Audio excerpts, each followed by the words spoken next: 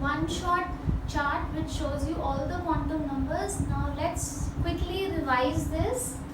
Okay, so in this table सबसे पहला रो है आपका principal quantum number, that is n. Okay, quickly tell me what does the principal quantum number tells you. Principal quantum number is something like a Bohr orbit. ठीक है, तो principal quantum number shell है, ये आपको क्या देता है, ये आपको in case of hydrogen atom energy बताता है. ठीक है, what is the formula as per Bohr theory, -13.6 over n square electron volts या -2.18 इंटू 10⁻⁻18 ओवर n स्क्वायर. ठीक है, जूल्स पर एटम. ठीक है, and in case of multi electron systems ये आपको कुछ एनर्जी का आइडिया देता है. ठीक है, क्योंकि साथ में L भी जरूरी है in case of multi electrons. Okay, now let's come here. ये जो n है, n is a positive integer, इसकी वैल्यूज है 1 2 3 4 सो ऑन. ठीक है, so n equals to 1 is the first shell, n equals to 2 is the second shell, then third and then fourth. ठीक है, हमने आज के वीडियो में ये भी पढ़ा इन टर्म्स ऑफ एनर्जी. 1 की एनर्जी सबसे कम है, उसके बाद 2, उसके बाद 3, उसके बाद 4 की. ठीक है, क्लियर है.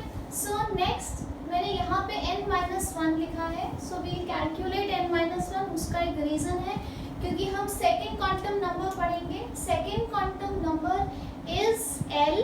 ठीक है, राइट. इसको हम एजिमुथल क्वांटम नंबर या सब्सिडरी या एंगुलर मोमेंटम क्वांटम नंबर भी कहते हैं. ठीक है, और L की वैल्यू कहाँ होती है, 0 से लेके n-1 तक. ठीक है, बेसिकली व्हाट इज देयर, जो आपका क्वांटम मैकेनिक्स है या श्रोडिंगर इक्वेशन है, वो क्या कहती है कि बिकॉज कि हम पोजीशन और वेलोसिटी इलेक्ट्रॉन की इकट्ठे एक्यूरेटली कैलकुलेट नहीं कर सकते, so we can not with accuracy find out the position of a electron. ठीक है, तो हम बता नहीं सकते कि इलेक्ट्रॉन किस मोमेंट पे 100% कहाँ पे है.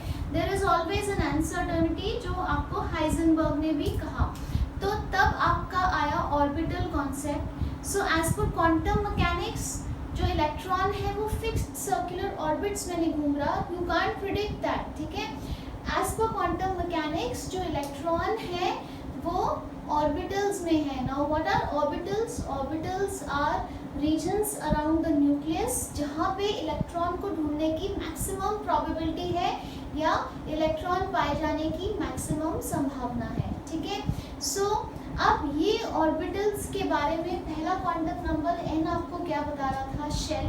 अब हर एक शेल में हर एक जगह इलेक्ट्रॉन को पाए जाने की प्रोबेबिलिटी सेम नहीं है. देयर आर सर्टेन सब जोन्स या सब एनर्जी लेवल्स और यू कैन कॉल सब शेल्स जहाँ पे इलेक्ट्रॉन्स को पाने की प्रोबेबिलिटी है.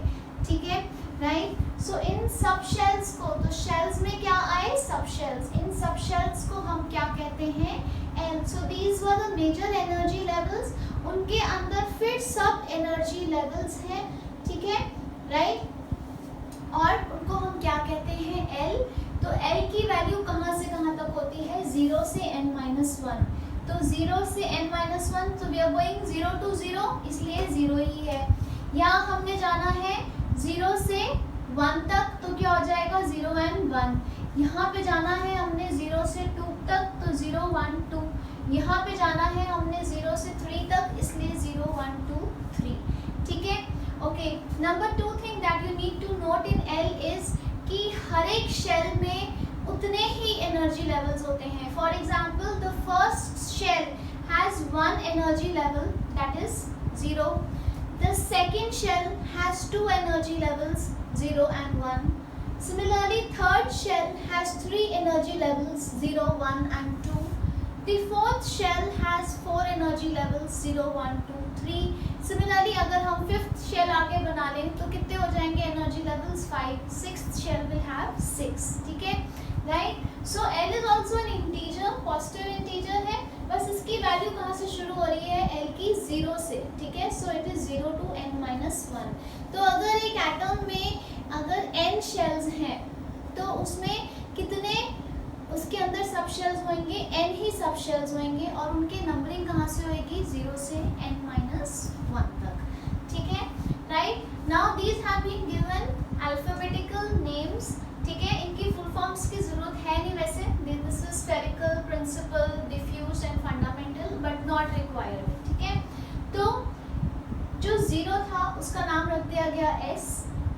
1 का p, 2 का d और 3 का f, ठीक है।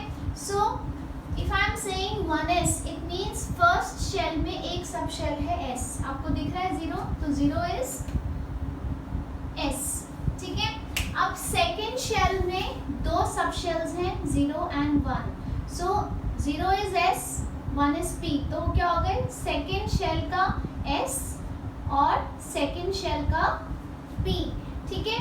Similarly third shell has 3 of them, number of sub shells in the third shell is 3, उनके नाम क्या है 0 1 2, सो s p d, तो 3s का मतलब क्या है थर्ड शेल और s sub shell, third shell का p sub shell, third shell का d सब शेल, क्लियर है। उसके बाद आ जाते हैं fourth shell, so it has 4 sub shells s p d और f, ठीक है।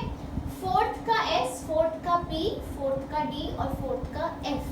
साथ के साथ आपको याद है ना मैंने क्या बताया था, न्यूक्लियस के आसपास पहले क्या आएगा आपका 1s, फिर क्या आएगा 2s, फिर आएगा 2p। एग्जैक्टली इनकी ये शेप नहीं है, शेप अभी हम जाएंगे, अभी सिर्फ हम इनकी फिजिकल प्लेसमेंट देख रहे हैं, ठीक है। सो डिस्टेंस फ्रॉम न्यूक्लियस देख रहे हैं 3s, 3p, 3d, 3, फिर 4s, फिर 4p, 4d एंड 4f, ठीक है।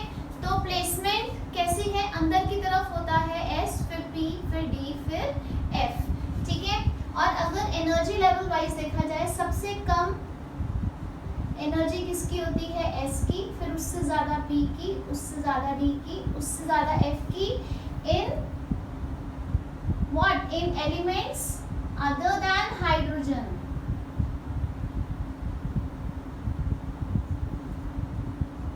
हाइड्रोजन में हमने क्या पढ़ा था कि एक शेल में जितने भी सब शेल्स हैं उनकी एनर्जी सेम है, लेकिन बाकी एलिमेंट्स में जिनमें मल्टीपल इलेक्ट्रॉन्स हैं, 2 और मोर इलेक्ट्रॉन्स आर देयर, उसमें क्या है s की सबसे कम एनर्जी है, उससे ज़्यादा p, उससे ज़्यादा d और उससे ज़्यादा f।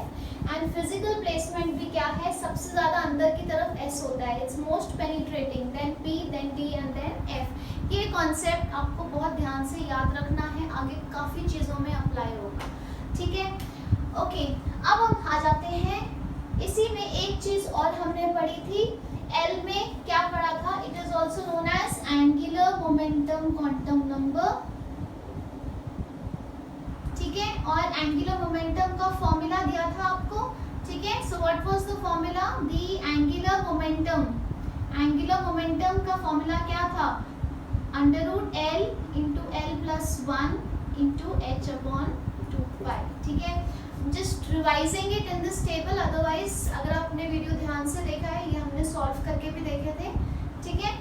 अब हम आ जाते हैं magnetic quantum number. So we had said that magnetic quantum number का लॉजिक क्या था कि इलेक्ट्रॉन एक चार्ज पार्टिकल है जो एक्सेलरेटेड मोशन में है, वो अपने आसपास एक इलेक्ट्रिक फील्ड क्रिएट कर लेता है which leads to creation of a magnetic field। जब इलेक्ट्रॉन की मैग्नेटिक फील्ड अर्थ की मैग्नेटिक फील्ड के साथ क्लैश करती है तो it gets a specific orientation, ठीक है, एक स्पेसिफिक उसको कोऑर्डिनेट्स मिल जाते हैं, ठीक है।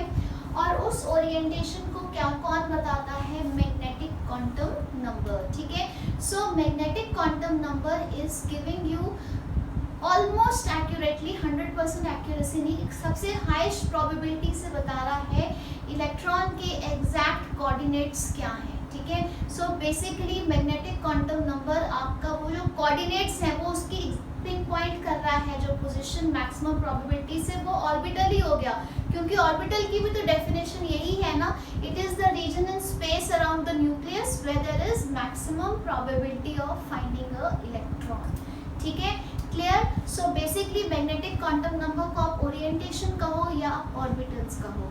अब एक गिवन सबशेल में, हर एक सबशेल में डिफरेंट अमाउंट्स ऑफ ओरिएंटेशंस होती हैं, ठीक है।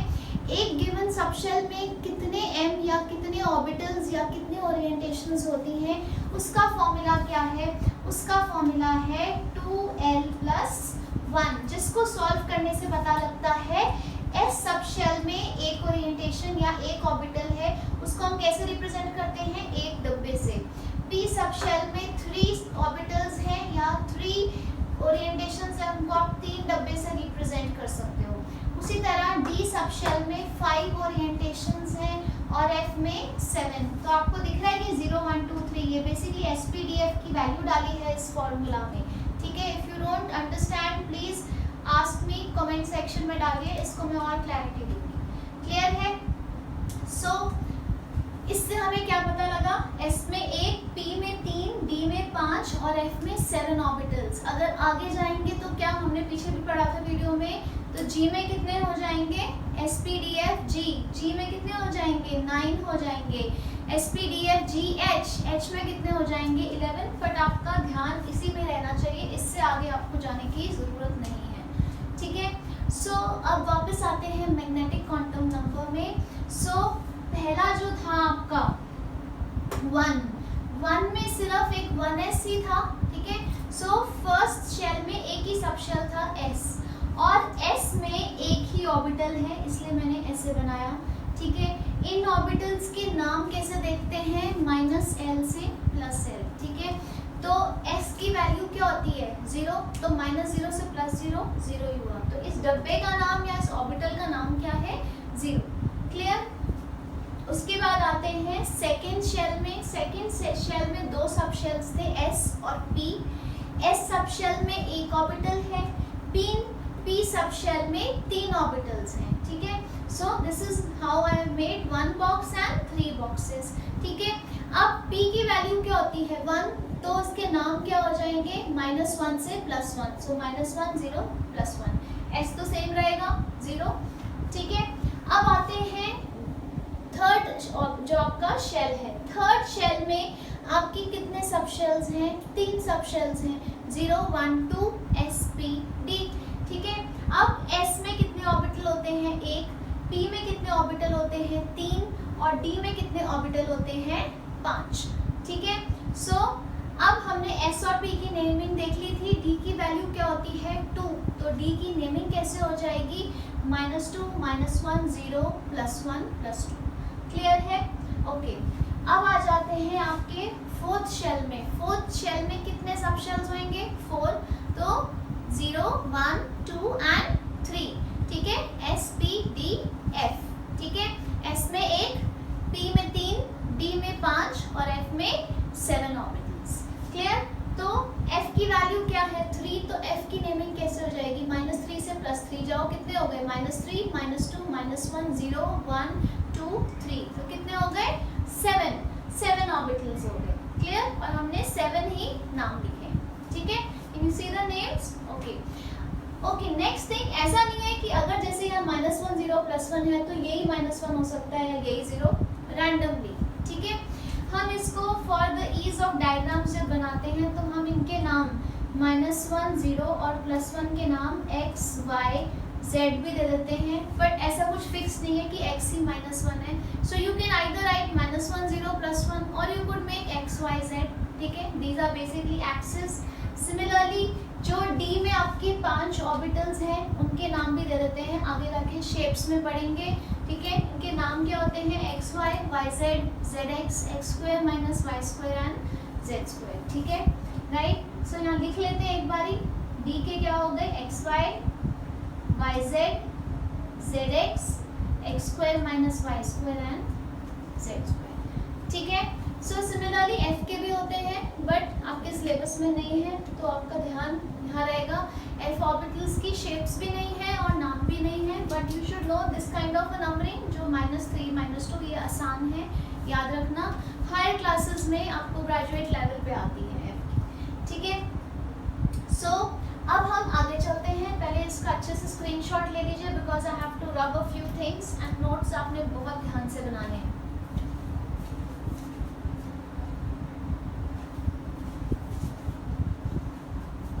ओके, अब हम आगे चलते हैं, काफ़ी सारी चीज़ें और डिस्कस करनी है, थोड़ा सा मैं मिटाना चाहूँगी।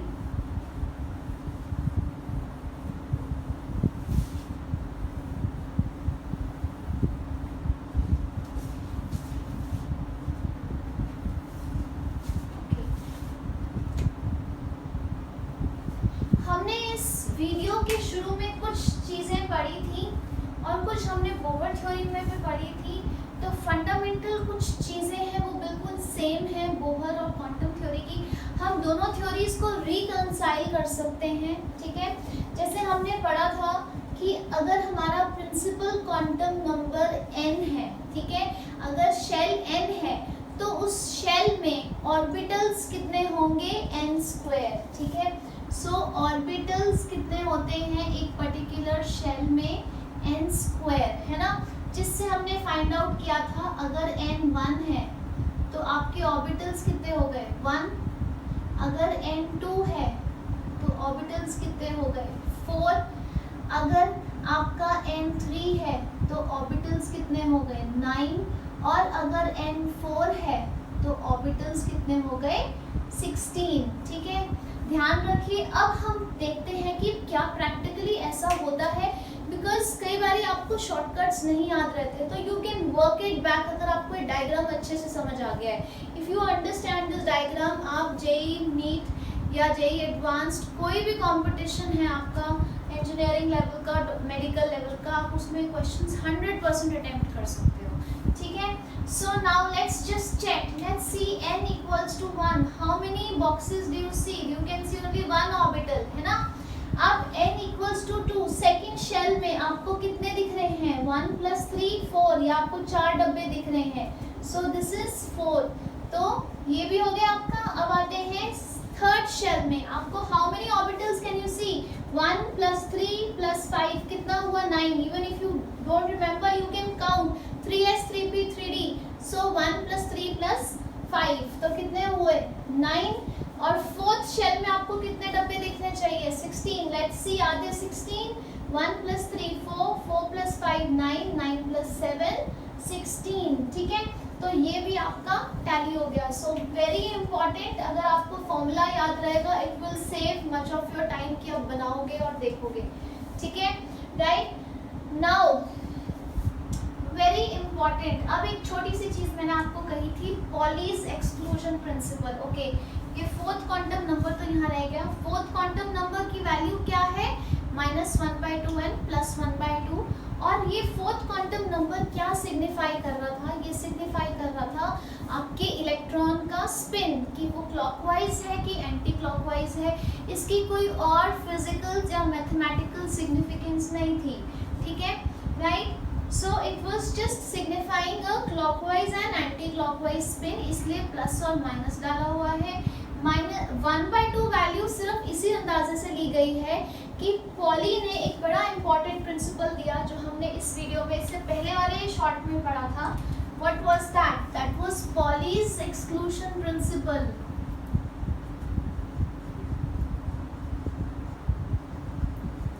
पॉलीज एक्सक्लूजन प्रिंसिपल क्या कहता है, I told you what is Pauli's exclusion principle, कि एक ऑर्बिटल में मैक्सिमम 2 ही इलेक्ट्रॉन्स रह सकते हैं एंड विथ ऑपोजिट स्पिन। मतलब एक टाइम पे अगर एक क्लॉकवाइज घूम रहा है तो दूसरा एंटी क्लॉकवाइज घूमेगा। मतलब जो इलेक्ट्रॉन जिस कमरे में रहता है उसमें 2 ही इलेक्ट्रॉन रह सकते हैं, ठीक है, clear.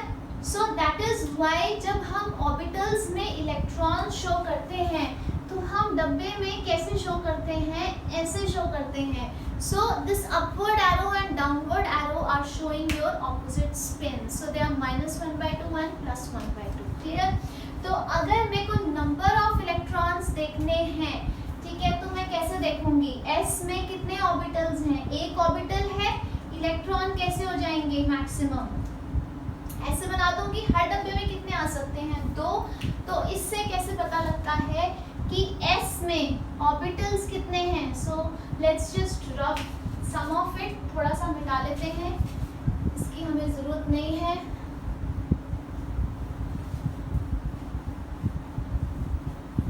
So we can use this space. कुछ कंपटीशन के छोटे शॉर्टकट्स हैं, बहुत ज़रूरी हैं।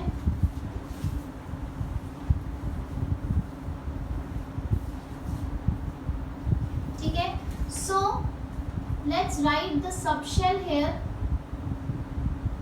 ठीक है। Here I am writing the number of orbitals and here I am writing the number of electrons, है ना। तो पहला सबशेल है S, फिर P, फिर D और फिर F, ठीक है। हमने यहाँ पढ़ा S में आपके कितने ऑर्बिटल्स थे, एक, ऐसे बना लेते हैं ताकि आपको याद भी रहे। P में कितने थे, यस वेरी गुड 3। D में कितने दिख रहे हैं आपको 5 और F में कितने दिख रहे हैं 7। So let's draw it.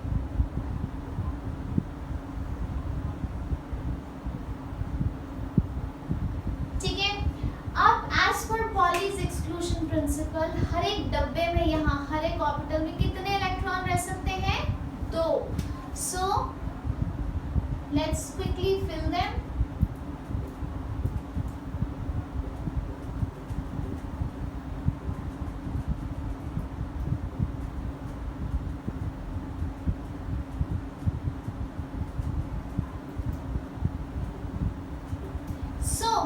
आपके S में ऑर्बिटल 1 है और हर एक ऑर्बिटल में कितने इलेक्ट्रॉन हैं, 2। तो S में मैक्सिमम कितने इलेक्ट्रॉन्स हो सकते हैं S सबशेल में, 2 इलेक्ट्रॉन्स। जो आपका P सब एनर्जी लेवल या सबशेल है उसमें कितने ऑर्बिटल्स हैं, 3, ठीक है। और हर एक में 2 इलेक्ट्रॉन है, otherwise you can even count manually, कितने हो गए 6, सिमिलरली 10 एंड 14, ठीक है। अब हर बारी थोड़ी ना आप याद करोगे, तो इसका कई बारी आपको फॉर्मूलाज का भी MCQ आ जाता है। तो अगर आपसे कहा है number of orbitals in a subshell,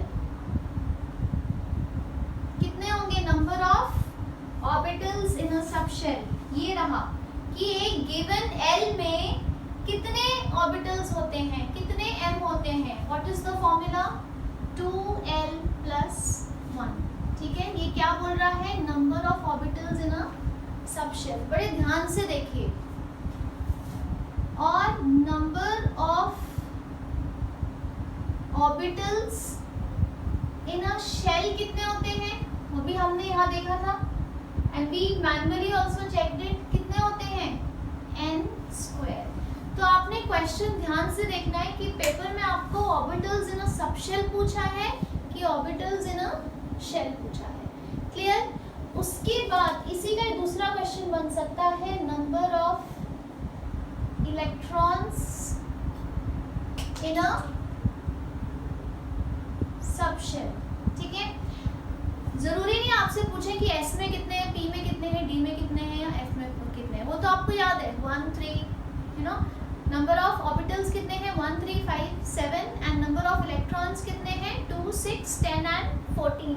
तो कई बार आपको सीधा ये फॉर्मूला ही पूछा होगा, तो इसमें भी हम सीधा फॉर्मूला बना सकते हैं। कैसे, इतने ऑर्बिटल्स हैं एक सबशेल में और हर एक ऑर्बिटल में कितने इलेक्ट्रॉन हैं 2, सो इनटू 2, तो क्या हो गया 2 × 2L + 1, या इसको आप आगे सॉल्व कर लो, क्या बन गया 4L + 2। तो ये क्या हो गए number of electrons in a subshell. यहाँ अब एक बार चेक करके देखते हैं, लेट्स से मेरा सबशेल है S, ठीक है, I am talking about S। तो S की वैल्यू क्या होती है 0, कितने इलेक्ट्रॉन्स हुए 4 × 0 = 0, 0 + 2 = 2, और हमने यही कहा था कि S में कितने इलेक्ट्रॉन्स होते हैं 2। अब P डाल के देखते हैं, P की वैल्यू क्या होती है, P की वैल्यू होती है 1, यहाँ डाल के देखो 4 × 1 4, 4 + 2 6, तो P में kiतने हुए 6 इलेक्ट्रॉन्स, ठीक है। सो ऑन D और F का भी ऐसे ही आ जाएगा। और अगर आपसे पूछा है number of electrons in a orbit या in a shell, sorry in a shell, right, तब आप क्या करोगे, सेम जो आपका बोहर का फॉर्मूला था, number of electrons in an orbit. कौन सा रूल था, बोहर-बरी रूल, 2n² रूल। कैसे, क्योंकि आपको क्वांटम मैकेनिक्स भी सेम फॉर्मूला दे रही है, ठीक है। कैसे, number of orbitals in a shell, अभी हमने देखा, यहाँ पे देखा कितने होते हैं n², कि एक शेल में कितने डब्बे हो सकते हैं, कैसे निकालते हैं n², और हर एक डब्बे में 2 इलेक्ट्रॉन, ठीक है। एक बार यहाँ देखो quickly, let's physically also tally this, ठीक है। ये आपका क्या है, this is n equals to 1, the first shell, कितने इलेक्ट्रॉन है यहाँ 2 है ना, तो यहाँ लिख लेते हैं n इक्वल्स टू 1 2 3 4, कितने इलेक्ट्रॉन है 2, okay. This is your second 2s and 2p, s में कितने होते हैं 2, ठीक है, प्लस p में कितने होते हैं 6, तो टोटल इलेक्ट्रॉन्स कितने हो गए 8, ठीक है। अब आ जाते हैं आपके थर्ड शेल में, जो आपके थर्ड बोहर ऑर्बिट जैसा है। अब s में कितने इलेक्ट्रॉन है, यहाँ पे s में होते हैं 2, p में कितने होते हैं 6 और d में कितने होते हैं 10, तो हो गए आपके 18, राइट। अब आ जाते हैं फोर्थ वाले शेल में, s p d f, so s is 2, p is 6 electrons, d is 10 electrons and f is 14 electrons, ठीक है। सो इसको सॉल्व करो, 14 10 24 and 8 32, तो बिल्कुल आपके ये बोहर थ्योरी से रिकंसाइल हो गया। बोहर में 2n² रूल से 1832 आता था, और क्वांटम मैकेनिक्स में सब शेल्स वगैरह और ऑर्बिटल्स को सॉल्व करने से भी आपके पास यही आया 2 8 18 32। क्लियर है, इसको आप ध्यान से देखिए, very very important topic.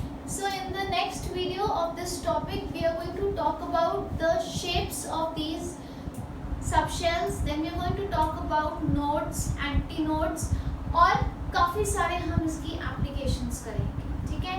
So बहुत ध्यान से आप उसके notes बनाएंगे। Thank you.